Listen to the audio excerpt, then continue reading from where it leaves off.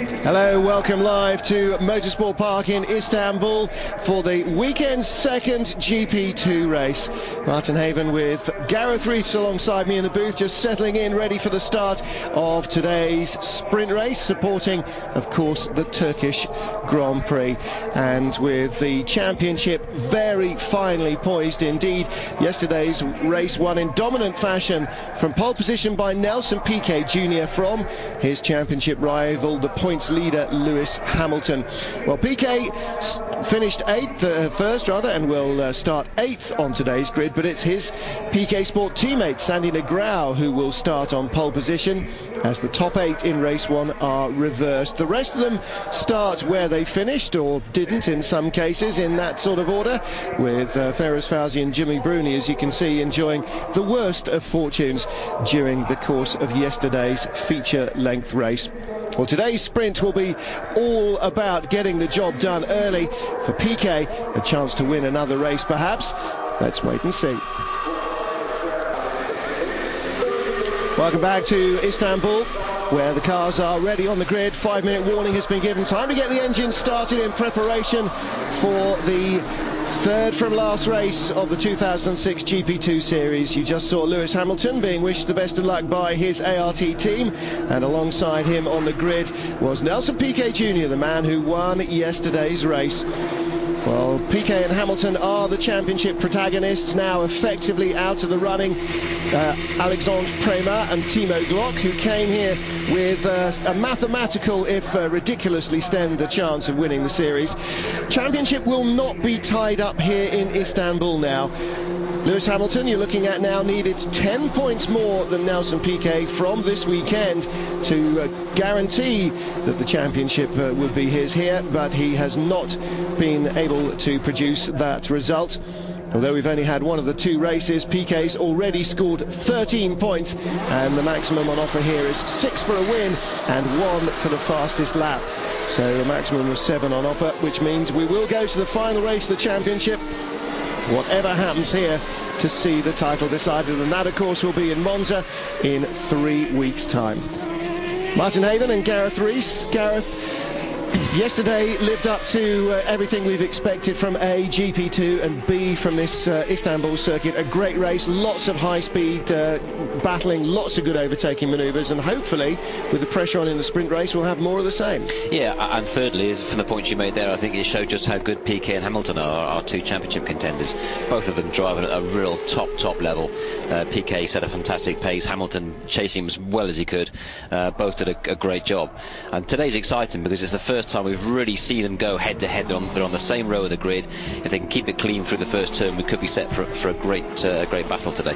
It's not impossible, as there's a 6-point gap between them and 7 on offer today, that Piquet could leave here for the first time all year as the championship leader. If Hamilton fails to score, and if he manages to do what he did last time at Hungary, win the race from 8th on the grid with the fastest lap, then Piquet would go 1 point in the lead to Monza. Whichever way it ends up, though, you can guarantee that effectively whatever has happened in the previous race weekends won't count, and the entire championship will just come down to how 2 drivers perform at Monza. And in the end, that's what happened last year in Bahrain to clinch the series for Nico Rosberg ahead of Heikki Kovalainen.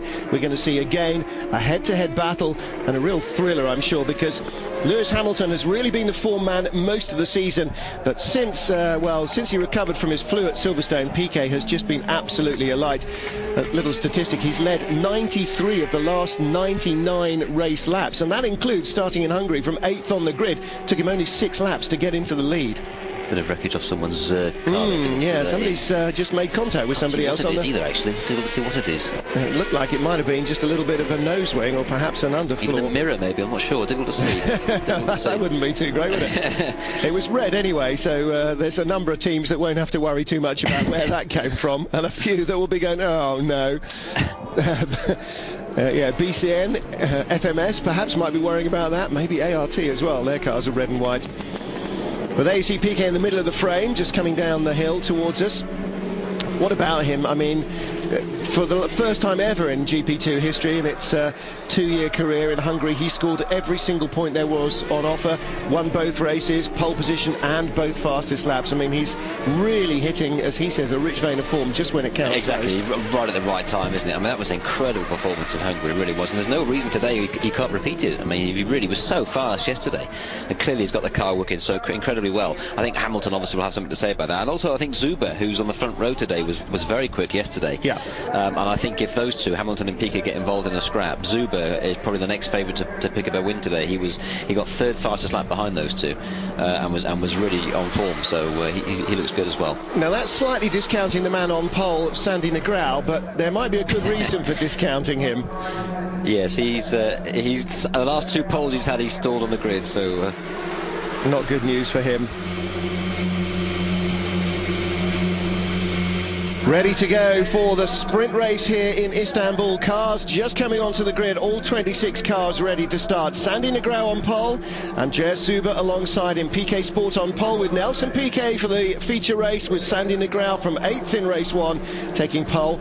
There are the AR team. The two teams, Piquet Sport and AR team. AR team can now not be beaten in the teams championship. They've got that under their belt already for the 2nd year in a row, but now it's all about the driver's title. 5 red lights go on as soon as Charlie Whiting switches them off. Away they go. Good start from Andreas Zuber, slow away, but no stall from Sandy Negrão. As you predicted, Gareth, Zuber might be the man here, but look at Adam Carroll coming around the outside.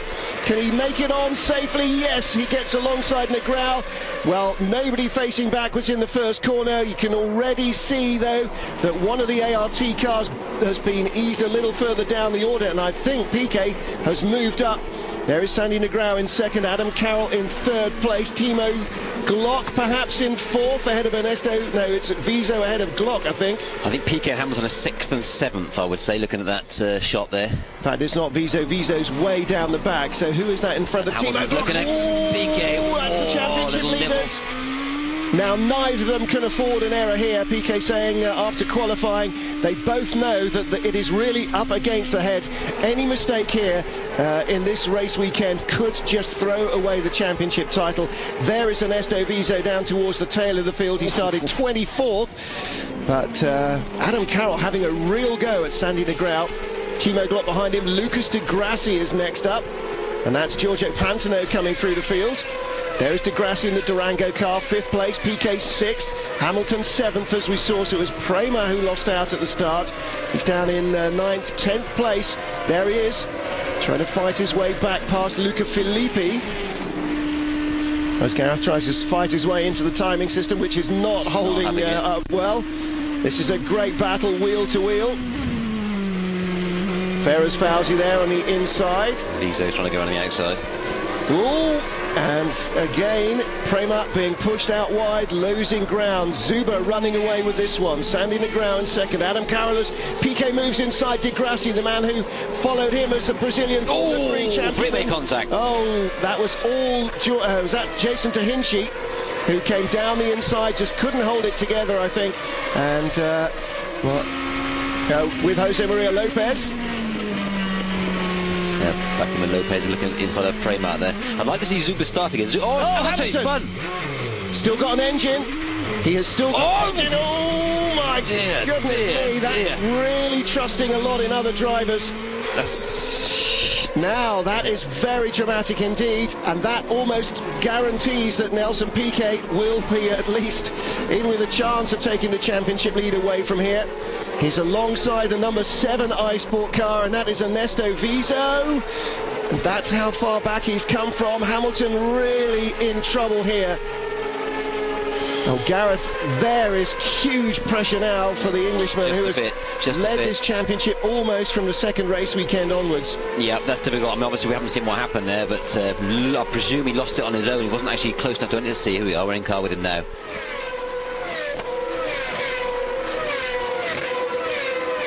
Just gets away from him, just hits the curb, maybe just slightly too hard, just gets away from him. But the way he rejoined here, dear me, I was expecting a T-bone then. Now this is Jason Tahinchi on the right of your picture, down the inside. Ooh, yeah. Dear, he was nearly a 4-car shunt, wasn't it? Yeah. He did his very best, and nearly got his teammate Pantano as well. Well, Piccioni's the man in the middle. Yeah, to be fair, On the outside, Philippines giving... Luca Filippi.